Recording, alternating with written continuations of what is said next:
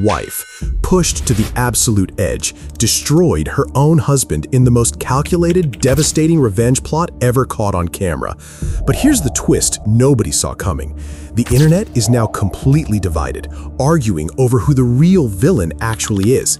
Because what Joyce Gomora did, what she planned, what she executed with surgical precision has left viewers questioning everything they thought they knew about justice, betrayal, and family. And the final decision she makes? It's gonna haunt you for days. Stay with me, because this story gets darker, more twisted, and more shocking than anything you can imagine.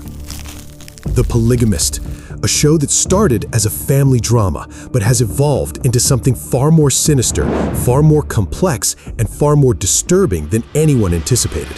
At the center of this storm, Joyce Gomora, a woman who the world initially saw as a victim, a suffering wife trapped in a polygamous marriage, dealing with infidelity, lies, and years of emotional torture.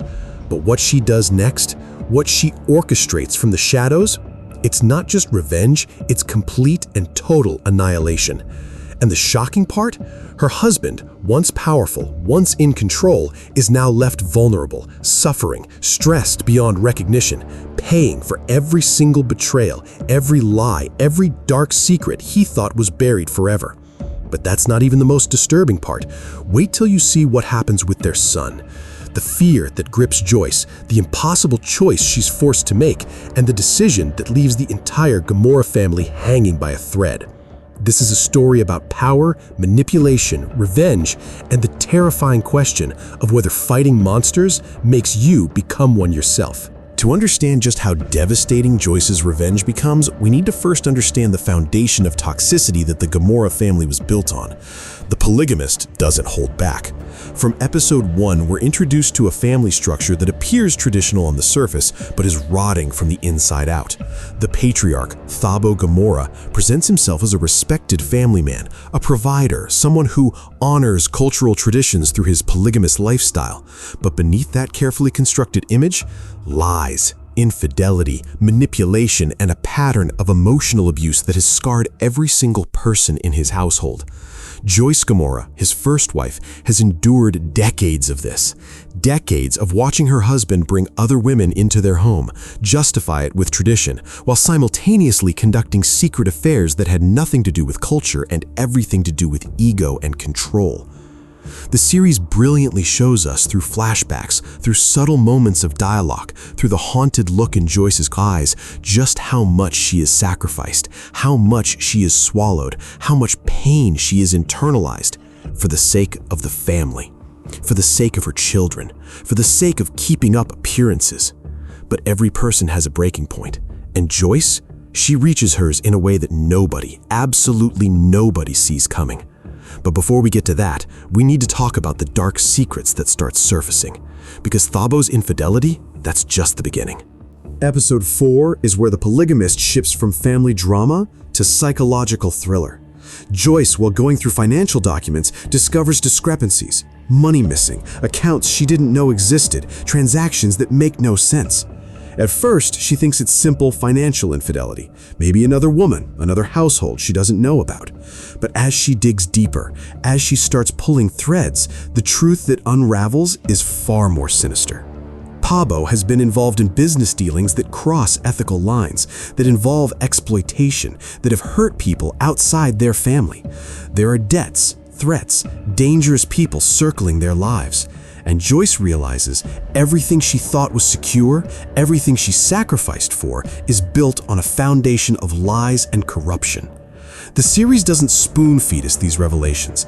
Instead, it lets us discover them alongside Joyce, through her investigation, through her growing horror, through the moments where she sits alone, processing the magnitude of the deception. And this is where the performance by the actress playing Joyce, whose name has now become synonymous with this role, absolutely shines. You can see the transformation happening in real time. The grief, the anger, the calculation. She's not just a wronged wife anymore. She's a woman who's been robbed of her time, of her dignity, of her truth. And she begins to plan. Not impulsively, not emotionally, but with cold, calculated, surgical precision. She starts gathering evidence, documenting everything, building a case not just for divorce, but for complete and total destruction of the empire Thabo built on lies. And here's where the show gets really interesting, because the revenge isn't loud. It's quiet. It's strategic. It's devastating. The brilliance of Joyce's revenge plan is that nobody sees it coming. Not Thabo, not the other wives, not even the audience. She continues playing her role, the dutiful first wife, the matriarch, the peacekeeper. But behind the scenes, she's systematically dismantling everything. She contacts lawyers, not just divorce lawyers, but criminal lawyers, financial lawyers, people who specialize in untangling complex fraud cases. She reaches out to the people Thabo has wronged in his business dealings. She builds alliances. She gathers testimony. She secures the family assets, quietly transferring what she legally can, protecting her children's inheritance. She documents every instance of infidelity, every broken promise, every lie, building an irrefutable timeline of betrayal. And then, in episode 7, she strikes, but not in the way anyone expects. She doesn't confront Thabo privately. She doesn't file for divorce quietly. Instead, she orchestrates a scenario where everything, and I mean everything, comes to light simultaneously. The business fraud exposed to authorities, the infidelities exposed to the entire family and community, the secret manipulation exposed through legal channels, the secret children, the hidden debts, the lies upon lies upon lies, all of it detonating at once. And Thabo, who has spent his entire life controlling narratives, controlling people, controlling outcomes, is left completely vulnerable. His reputation destroyed, his business empire under investigation, his family fractured beyond repair, his health deteriorating under the stress. The show doesn't shy away from showing his downfall. We see him, once confident and commanding, reduced to a paranoid, stressed, broken man, unable to sleep, unable to trust anyone, watching everything he built crumble, and knowing that the woman he underestimated, the woman he took for granted for decades, is the architect of his destruction. The reversal of power is complete. But here's where the Polygamist transcends typical revenge narratives, because Joyce's victory doesn't feel triumphant. It feels hollow. It feels costly. And the collateral damage? That's where the real tragedy lies. Throughout all of this, there's been a subplot that many viewers initially overlooked. But as the series progresses, it becomes clear that this subplot is actually the heart of the entire story. Joyce and Thabo's eldest son, Kagiso, a young man in his early 20s caught between two worlds.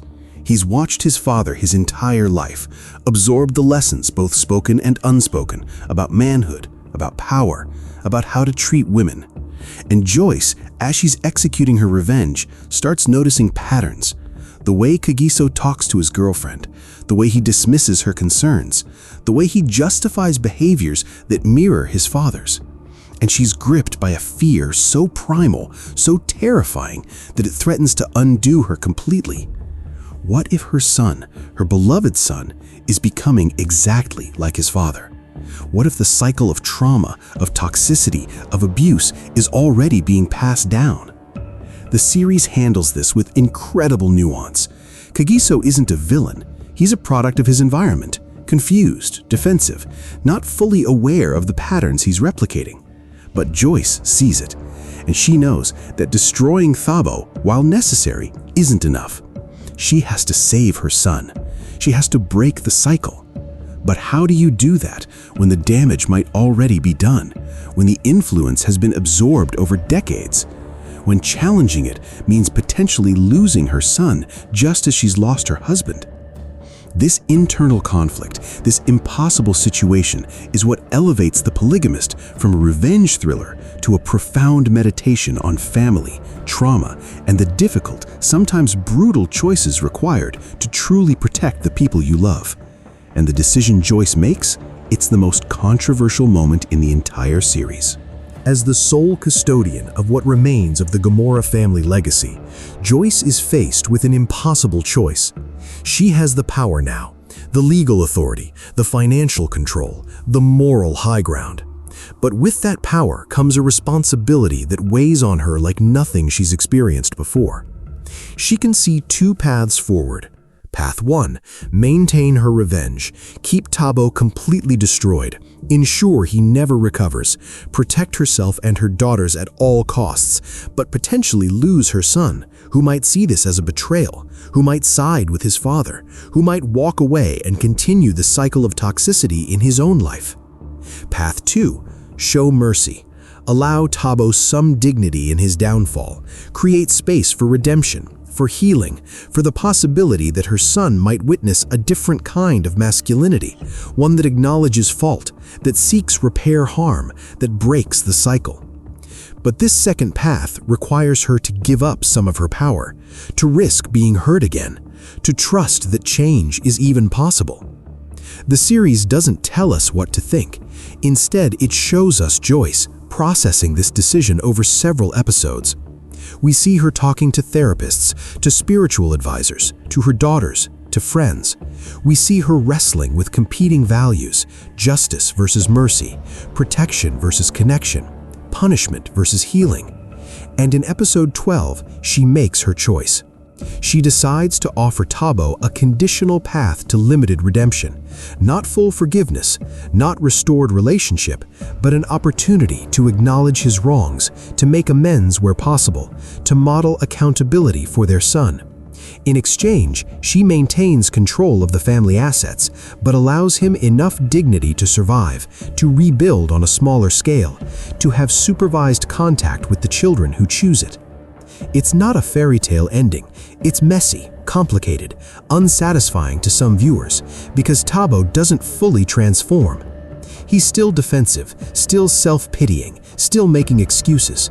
But there are moments, small moments, where you see cracks in his armor, where accountability seeps through, where change, however incremental, seems possible. And for Kagiso, watching his father's complete downfall followed by his mother's complex mercy creates a cognitive dissonance that forces him to confront his own beliefs, his own behaviors, his own choices. The series ends not with resolution, but with possibility. Kagiso in therapy, Joyce rebuilding her life on her own terms, Thabo diminished but alive, facing consequences, and the Gomora family forever changed, but still breathing. So who is the real villain in The Polygamist? Is it Thabo, the unfaithful husband, the fraudulent businessman, the man whose choices created cascading harm? Is it Joyce, the calculating wife who orchestrated total destruction, who wielded her pain as a weapon? Is it the system, the culture, the generational patterns that trapped them both? Or is it all of us who watch, who judge, who demand simple narratives of good and evil when real life, real trauma, real human behavior is infinitely more complex? The genius of this show is that it refuses to answer that question. It presents the evidence, shows the consequences, and trusts us to wrestle with the implications. And whether you think Joyce is a hero or a villain, whether you think Thabo got what he deserved or was punished too severely, whether you think the ending was satisfying or frustrating, the fact that you're thinking about it, debating it, feeling something about it, that's the power of storytelling done right. The Polygamist has become more than a Netflix series. It's become a cultural moment, a mirror held up to our collective beliefs about marriage, power, revenge, and redemption. And as it continues to dominate streaming charts, social media conversations, and water cooler debates, one thing is absolutely certain. We're going to be talking about Joyce Gomora and the choices she made for a very long time. What do you think? Drop your opinion in the comments below. Was Joyce justified, or did she go too far? Who do you think is the real villain in this story? And if you were in Joyce's position, what would you have done differently? Let's keep this conversation going. If you enjoyed this deep dive, make sure to like this video, subscribe to the channel, and hit that notification bell, because we're going to be covering more Netflix controversies, more shocking plot twists, and more stories that have everyone talking.